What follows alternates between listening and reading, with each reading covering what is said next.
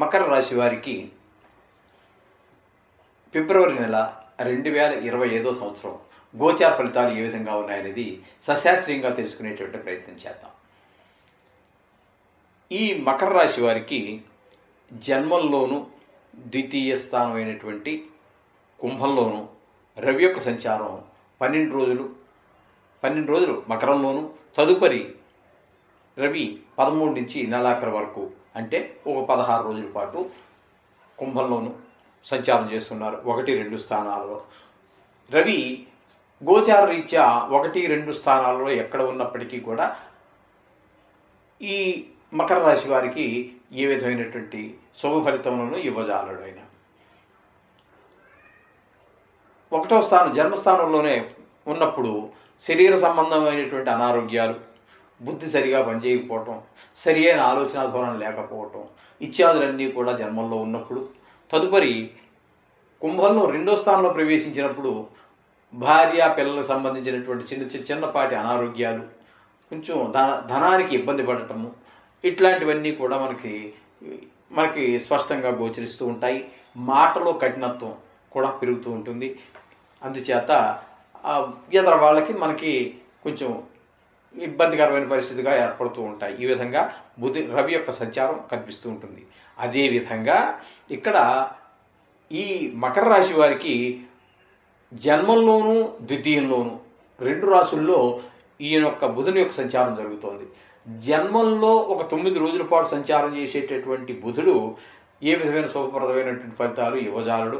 కానీ ద్వితీయంలో సంచరించేటటువంటి మిగతా రోజుల్లో 10వ తారీఖు నుంచి నెలాఖరు వరకు అంటే 19 రోజుల పాటు శుభప్రదమైన ఫలితాలన్నీ ఇస్తాడు. ఇంట్లో కొంచెం డబ్బులు ధనానికి లోటు ఉండదు. అలాగే మంచి మాటకార్తనం ఉంటుంది.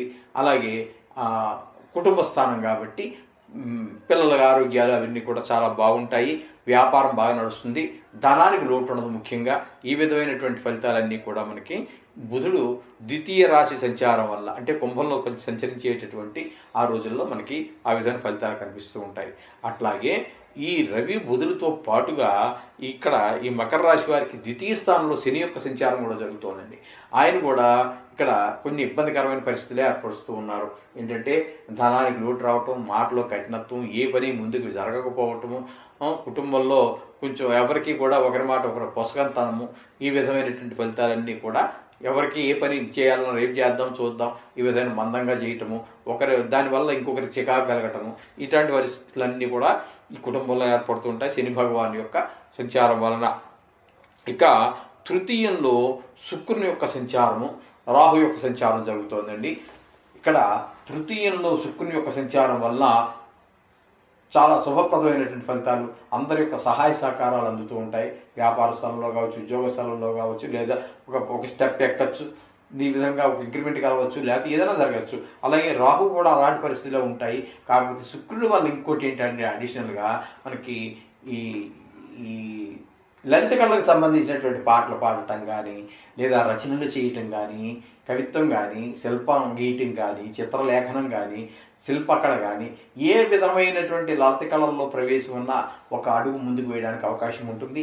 అట్లాగే ధనానికి సంబంధించి ఇది కాబట్టి మీరు షేర్ మార్కెట్లో పెట్టేటటువంటి వాళ్ళకి, సినిమా రంగంలో ఉన్నటువంటి వాళ్ళకి, టీవీ రంగంలో ఉన్నటువంటి వాళ్ళకి, ఈ సోషల్ మీడియాలో ఉన్నటువంటి వాటికి వీరందరికీ కూడా చాలా చక్కటి ఫలితాలన్నీ కూడా అటు శుక్రుడు ఇటు రాహువు కూడా కలగజేస్తూ ఉన్నారు. ఆ తృతీయంలో ఉన్నటువంటి 2 గ్రహాలు కూడా చాలా శుభప్రదమైనటువంటి ఫలితాలు ఈ మకర రాశి వారికి అందిస్తూ ఉన్నారు. ఇకపోతే పంచమ స్థానంలో గురు యొక్క సంచారం జరుగుతోంది. ఒక 4 రోజులు వక్రగతిలో ఉన్నప్పటికీ మిగతా నెలంతా కూడా 5వ స్థానంలో గురువు అద్భుతమైనటువంటి ఫలితాలన్నీ ఇస్తూ ఉన్నారు. కాబట్టి 5వ స్థానం వల్ల సంతానం మంచి అభివృద్ధిలోకి రావటము, బాగా చదువు మీద దృష్టి పడటము, ఇట్లా వారు అన్నింటిలో ముందు ఉండటము, ఈ ధనాదాయం పెరగటము, మంచి భక్తి భావనలు కలగటము, మంచి స్నేహాలు చేయటము, ఇట్లాంటివన్నీ కూడా జరిగే అవకాశం, గుళ్ళు తీర్థయాత్రలు ఇట్లాంటివన్నీ వెళ్ళేటువంటి అవకాశం కూడా ఈ గురువు యొక్క పంచమ స్థానంలో సంచారం వల్ల కలుగుతూ ఉంటాయి. ఇకపోతే 6-7 స్థానాల్లో కుజుని యొక్క సంచారం జరుగుతోందండి. 6-7 స్థానాల్లో కుజుని యొక్క సంచారము 6వ స్థానంలో 9వ తారీఖు నుంచి ఉంటారు కాబట్టి 6వ స్థానంలో అది కూడా ఇంచుమించుగా మనకి 19 రోజుల పాటు అక్కడ ఉంది. ఆ 19 రోజులు చాలా శుభప్రదమైనటువంటి ఫలితాలన్నీ ఉంటాయి అక్కడ మనకి 6వ స్థానం కాబట్టి. అంటే ఆరోగ్యం బాగుంటుంది, అలాగే రుణాలు ఏమైనా ప్రయత్నం చేస్తూ ఉంటాయి. మనం ఎవరికి లభిస్తుంది రుణం, మనం ఎవరికైనా ఇవ్వాల్సి ఉన్నట్టయితే ఆ రుణాన్ని తీర్చేయగలుగుతాము. అమ్మయ్య తీర్చేసామనేటువంటి తృప్తితో హాయిగా ఊపిరి పీల్చుకోగలుగుతాము. ఈ విధమైనటువంటి పరిస్థితులన్నీ 6వ స్థానంలో జరిగేటప్పుడు జరుగుతుంది. ఇకపోతే 7వ స్థానంలో సంచారం చేసేటప్పుడు మాత్రం అంత అనుకూలమైన ఫలితాలు ఉండవు.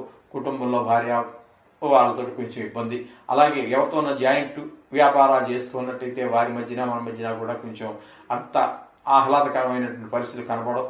కొన్ని సందర్భాల్లో మాట తేడా వచ్చే అవకాశం కూడా ఉంటుంది. ఈ విధమైన ఫలితాలన్నీ కుజుని యొక్క 7వ స్థాన సంచారం జరుగుతున్నాయి.